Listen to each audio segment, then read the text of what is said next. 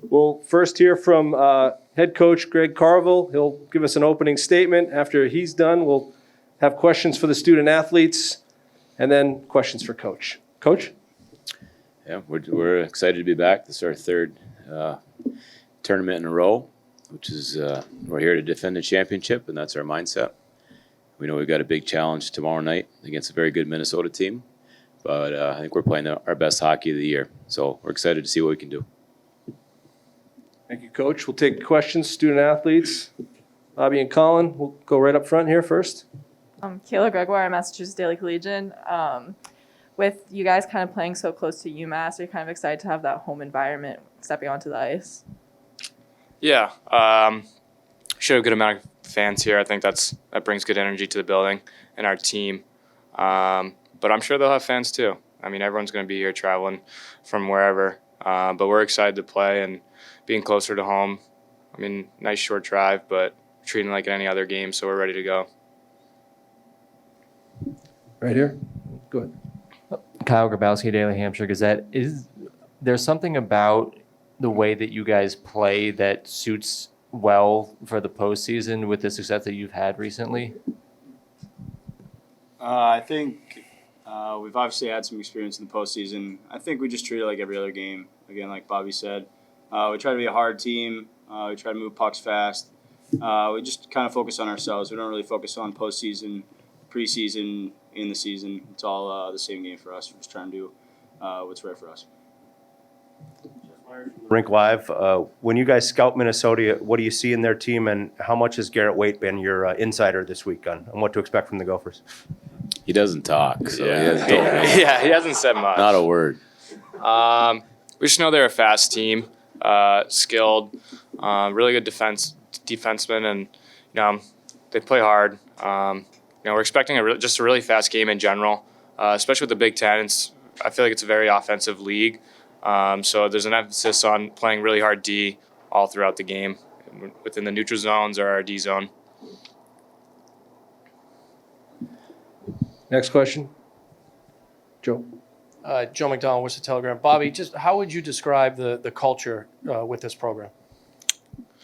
Well, first, I mean, it's nothing like I've ever been a part of. I played at Shattuck and then in Waterloo, and those places both have really good culture, but it doesn't compare to here. Coach Carve and staff have done an amazing job of creating a culture that thrives on competitiveness and really pushing us to be the best type of players and people that we can be.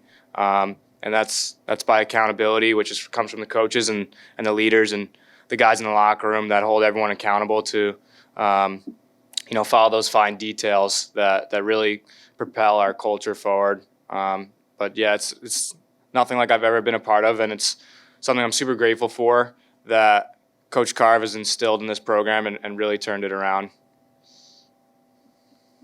These two guys turned it around. Kids like this. These guys, their 4 years here have been, their winning percentage is like 70%. And this senior class has been, to me, transformative. It's easy to build a culture when you have the right people in it. And all we do is we try to find the best people we can and hold them to really high standards and push them and help them and support them. And eventually they realize they can do more and more and more, and they take a lot of pride in that. And it starts to flow through the program. But it took a group to lead the way. And these guys this senior class is a tough, gritty group of kids, and big reason why we've had success for the last number of years. Joe, you have a follow-up for the student athletes? Or? Well, Coach, All right, go ahead. Well, Coach, since you mentioned it, when you took over the program, how much of that was an emphasis for you to build and create that type of culture? We had no choice. We lost 29 games our first year, and we had to find kids who were under the radar, and Trig was exactly that. And I had really good assistants in Ben Barr and Jared DeMichael who knew what to look for. Ben had rebuilt a number of programs, and so kids like Anthony Delgaizo and Colin was already committed to UMass, but we didn't keep all the kids that were committed to UMass. We did our research on him, and we were told by his coaches, this is the highest character kid. You want him in your program. luckily we listened to that advice. No, these kids, you have to have competitive kids. Skill is great, but grit to me is more important. Not much of the game is stick handling. Most of the game is running into each other, and you got to find guys that enjoy running into each other. And I don't know if you've seen guys run into either of these two guys. They don't do well. They're usually on the ice. So Question over. Colin McCarthy, Daily Collegian. For both of you guys, I talked to Carv on Tuesday about linking up and how sort of special that is. I'm just curious you guys' thoughts on, obviously you get to link up after that Hockey East Championship on Saturday, just how special that feeling is for you.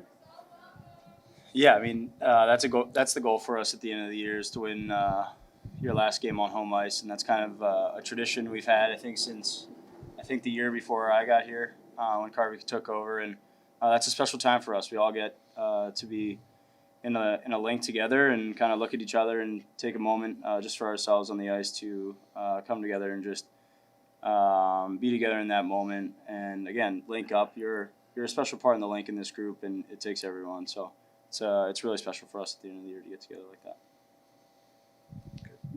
Jess. For either of the players, how much has the experience of Buffalo and Pittsburgh helped when you get to this stage? It's not as fresh and new anymore.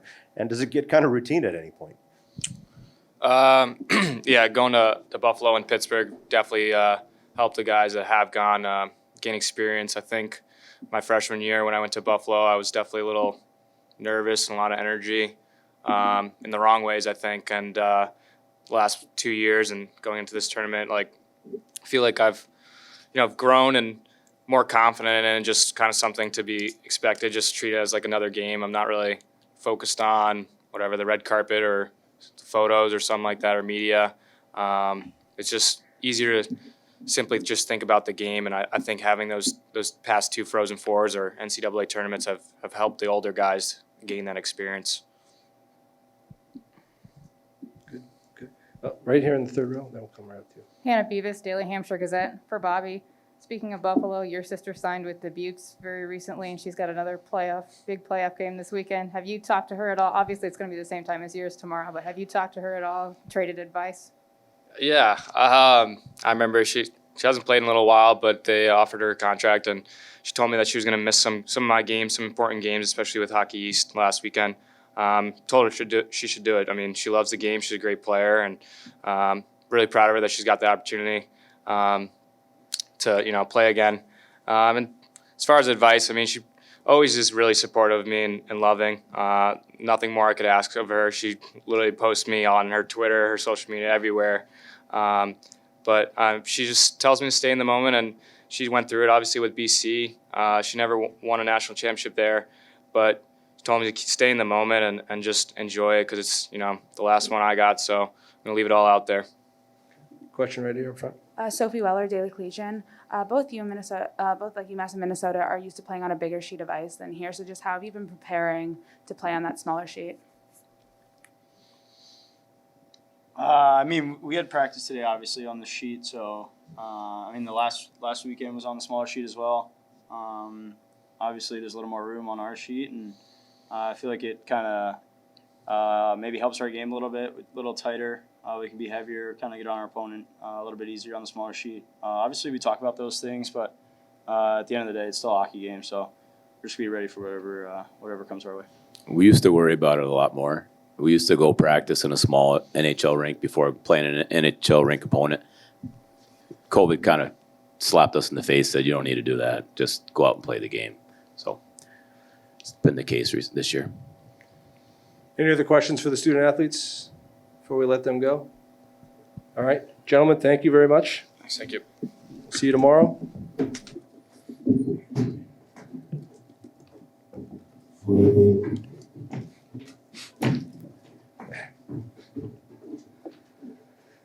All right, we'll take questions for Coach. Anybody? Right here. Let's start with Jess and then right up here. Greg, Jess Myers from the Rink Live. Similar to what I asked them, is there a new level of comfort being on this stage with your experiences in Buffalo and Pittsburgh that, you know, you've been down this road, maybe not as awed by the bright lights or anything like that? Yeah, we really felt that last year in Pittsburgh. going to the Frozen Four the second time, and I would say I felt it even more last weekend in Boston at the Hockey East Championships. We went there, these guys freshman year, and it was the first time we played on a big stage. And we played Boston College, who plays at least 2 games a year in the Garden, and it was obvious that we were not prepared mentally. And so I've learned through my time at UMass how important experience in big games and big situations are. And like you could tell from these 2 guys, they're unfazed by it now. And I felt unfazed by it in the Hockey East Championships last year. And I'll always remember the first year in the Frozen Four playing Duluth. And we ran around doing everything NCAA told us to do. And Duluth was like, no, we're going to do this. And we're like, oh, that's how you handle yourself here. So we learned from Duluth, and we've gotten to a point now where these guys have played in so many, NCAA games and playoff games that, and I agree with Colin. Every game's the same. It doesn't feel like, oh, this is a preseason, non-league, playoff, NCAA. We're pretty consistent in how we approach things, and that leads to a good mindset for the guys. Okay, Coach, right up here. And Colin touched on it already, but obviously this is a pretty close to home game. I'm just curious your excitement level having the UMass support like you've had all season, be able to sort of transfer over strong here, I'm assuming. Yeah, my AD's telling me I've got an easy road. Every game's in Massachusetts the rest of the way, so a little bit of pressure there. But it's awesome. And, at the beginning of the year when you say, "Hey, the Frozen Four is in Boston," and then we could possibly be in Worcester. You hope that's where you're going to end up, and I think it's a good move by the NCAA because I think we'll draw well. I hope so. I hope this place is packed. I hope it feels like a home game for us. It sure feels like it. It's the shortest road trip of the year. That's quite convenient for us. I like the fact that we can just show up today, practice, go to bed, and play tomorrow. Didn't have to get on a plane. Didn't have to spend any extra time here. Just come here as a business trip. That's how we're treating it, and hopefully we conduct business properly. The top line seems to end up on the score sheet every game. Are you looking for maybe more of that scoring depth going into tomorrow's game? No. Be nice. You ask me that all the time. Yeah. I never asked you. We would love to have scoring from every line. Greg, what's your Minnesota scouting report? What do you see when you look at them? A lot of skill. Really concerned about them getting speed through the neutral zone, through the middle of the ice. Really concerned about giving them space in the offensive zone. As the guy said, we don't mind playing in the NHL rink because it takes away space and time, and we think that'll help us tomorrow. But we're very respectful of the skill level. I mean, we went out and played Michigan this year, and it was an eye opener for us. I think we're in a much better place now than we were at that time. But that was a good experience for us to play a very good Big Ten team, and so we learned some lessons, but completely respectful. I know Minnesota was a preseason favorite to be. I think them and Michigan were predicted to be. Teams that could win the championship. So we know this is a big obstacle, big challenge, but I'm excited. The kids are in a good mood. We've been playing well. We've been playing good defensive hockey. To me, we're coming together at the right time. So if we can't beat them now, we're never going to beat them. Right there, and then Matt. Frank Mazzacco, Gopher Radio Network. If it's a little bit off the tournament track here, but on the size of your home rink, 95 feet wide, might be classified a hybrid now. How close do you feel that is an ideal size, or is it an ideal size for the college game? I think between what we have and the NHL would be ideal. I think we're still at development level.